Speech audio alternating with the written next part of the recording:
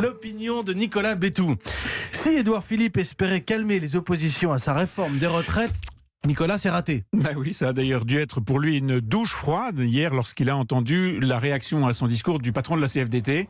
La ligne rouge a été franchie, clairement franchie. C'est ça. Et pourtant, quand on regarde le détail des réformes et les mots, les expressions dont Édouard Philippe a truffé son discours, il y avait de quoi satisfaire la CFDT. Il y avait de quoi la maintenir à l'écart des manifs et des grèves, ce qui aurait permis en plus de décrocher dans la foulée l'UNSA, l'autre syndicat qui se montrait ouvert. Bon, c'est raté.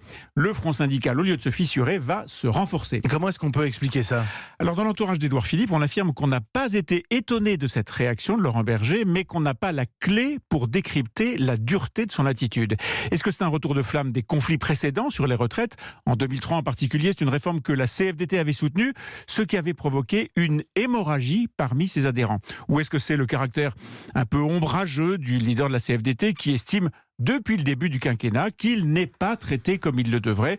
Bon, il y a sûrement un peu des deux. Bon, en tout cas, ce matin, les grèves continuent. Qu'est-ce qui peut se passer maintenant ? Alors, c'est l'épreuve de force. Le gouvernement a abattu son jeu et même si Édouard Philippe psalmodie que sa porte reste ouverte, qu'il ne veut pas d'affrontement, le bras de fer s'installe avec une équation très simple. D'un côté, les opposants à la réforme qui comptent sur une nouvelle démonstration de force mardi prochain pour faire fléchir le pouvoir. Et puis de l'autre côté, le gouvernement. Voilà, qui n'a pas grand-chose à part de l'espoir. D'abord, l'espoir que l'opinion publique va se lasser de cette chienlit, comme disait De Gaulle. Pour ça, le gouvernement peut maintenant mettre en avant le minimum retraite à 1 000 € net, l'amélioration des retraites pour les mères de famille, la revalorisation du salaire des profs aussi.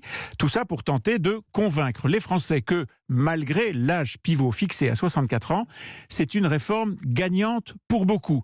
Et puis, il peut aussi avoir l'espoir d'une division syndicale. Alors attention, pas entre syndicats, on l'a vu, le front est serré, non, mais entre grévistes.